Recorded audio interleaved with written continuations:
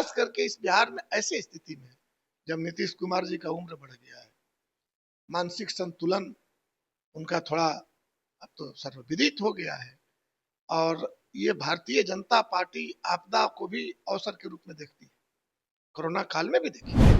और ऐसे अवसरों का जो दुरुपयोग करती है भारतीय जनता पार्टी और अमित शाह उसके सरदार रहे हैं, वो चाह रहे हैं कि नीतीश कुमार जी का जो ये हालात है, इस हालात का हम फायदा उठाएं और इसीलिए बोल रहे हैं कि 2025 फिर से नीतीश, उनको मालूम है और अपने बल पर तो भाजपा को कोई हैसियत नहीं है इस बिहार के अंदर। देखिए, बिहार में इसी साल विधानसभा चुनाव होने हैं। इससे पहले केंद्र के तमाम मंत्री बिहार दौरे पर हैं। इससे पहले अगर बता दें तो आज अमित शाह बिहार दौरे पर होंगे और कल गोपालगंज में अपनी हुंकार पहली चुनाव से पहला बिगुल फूकेंगे। और कई मायनों में इस बार जो आ रहे हैं बिहार में, कई मायनों पर, कई सियासी मकसदों पर इस बार काम करने वाले हैं। आखिर क्या फायदा होगा, आखिर कितनी चुनौती भरी होगी विपक्ष के लिए, ये भी देखने वाली बड़ी बात होगी। इन्हीं तमाम मुद्दे को लेकर सीधी बातचीत करते हैं लेफ्ट से विधायक रामबली सिंह यादव जी। रामबली सिंह यादव जी, कैसे देखते हैं अमित शाह बिहार आ रहे हैं?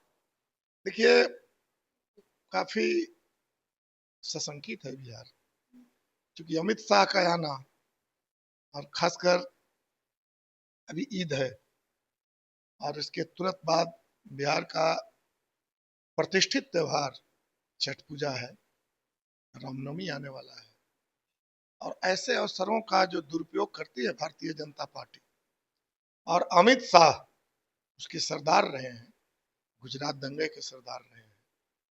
और फिर जब जब वो आते हैं तो अमन चैन पर खतरा बढ़ता है। तो हम तो पहले इस रूप में देख रहे हैं कि इस बिहार को सचेत रहना चाहिए। अमित शाह आ रहे हैं, उनको समाज से, जनता से लेना देना नहीं है। एक तो इस रूप में हम देख रहे हैं, बाकी तो उनकी पार्टी है, वो कार्यकारिणी में बदलाव करेंगे, क्या करेंगे हो जाने। गोपालगंज राजद के हुंकार में, वहाँ राजद के गढ़ में हुंकार भी नहीं नहीं, तो राजद का गढ़ क्या क्या सवाल है, ये बिहार है ना, ये गुजरात नहीं है, ये दिल्ली नहीं है, महाराष्ट्र नहीं है, ये बिहार है। बिहार में तो महात्मा बुद्ध आए थे नेपाल से सीखने, बिहार में तो महात्मा गांधी ने अंग्रेजों से के खिलाफ जब लोहा ले रहे थे तो उसकी शुरुआत बिहार, तो बिहार में तो सीखने आता है। अमित शाह आकर के हुंकार भर देंगे, ऐसे बिहार वाले लोग सीख जाएंगे, ये नहीं संभव है। अमित शाह जी आ रहे हैं, कोशिश तो उनकी है और खास करके इस बिहार में ऐसी स्थिति में जब नीतीश कुमार जी का उम्र बढ़ गया है, मानसिक संतुलन उनका थोड़ा अब तो सर्वविदित हो गया है और ये भारतीय जनता पार्टी आपदा को भी अवसर के रूप में देखती है, कोरोना काल में भी देखी थी। तो हम लोग चिंतित हैं कि बिहार के जो नेता हैं, जो सरकार के माननीय मुख्यमंत्री जी, अब उनकी स्वास्थ्य सही नहीं है उम्र बढ़ने के कारण, और ऐसी स्थिति में बिहार को एक नए नेतृत्व की आवश्यकता है।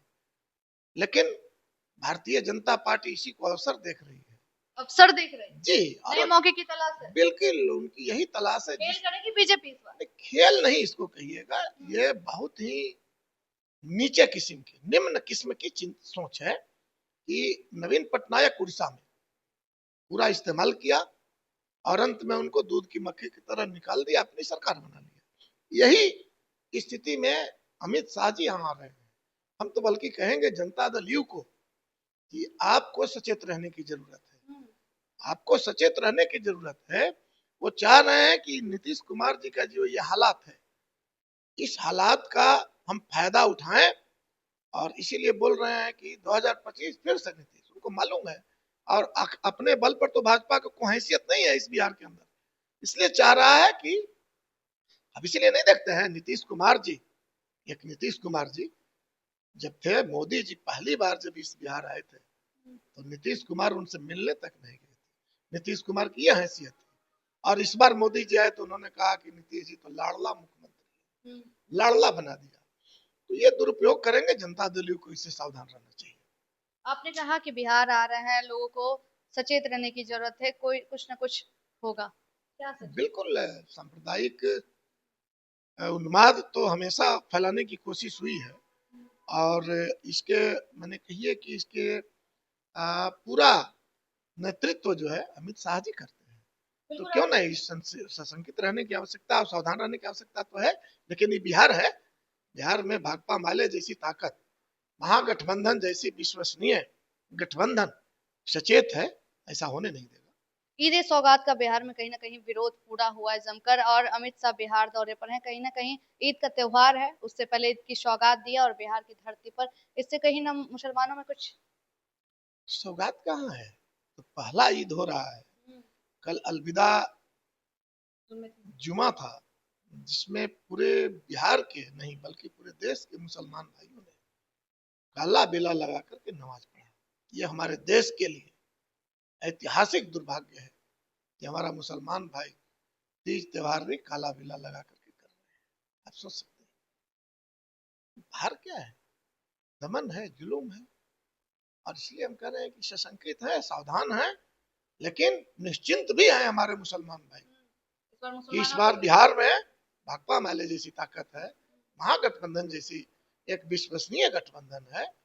कोशिश उनकी नहीं चलेगी, लेकिन वो कोशिश करने आ रहे हैं। मैं समझता हूँ कि इसी दिशा में, और उनके नेता लोग बोल रहे हैं, नहीं देख रहे हैं, आ रहे हैं तो क्या क्या बोल रहा है, सड़क पर नमाज नहीं होगा तो मांस नहीं खाएंगे, ये क्या क्या बोल रहे हैं लोग। और अमित शाह आ रहे हैं, तो शंका बढ़ना तो स्वाभाविक है।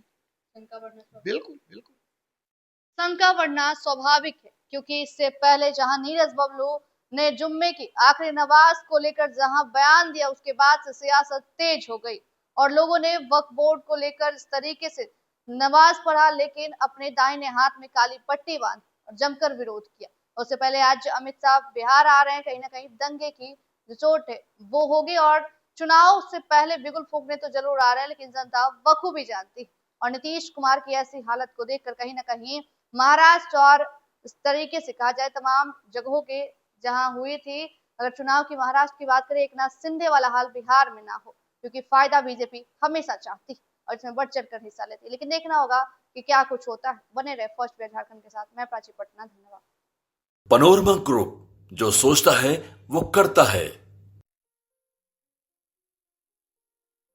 ये लो मुंह मीठा करो, आज मैंने अपना जॉब छोड़ दिया, अब हम पूर्णिया वापस जाएंगे। जॉब छोड़ दिया है? मतलब ये घर कैसे चलेगा, हम करेंगे क्या, और माँ बाबूजी क्या बोलेंगे? इसलिए मैं एक और मिठाई का डब्बा लाया, अपने बिजनेस के लिए लोन अप्रूव हो गया।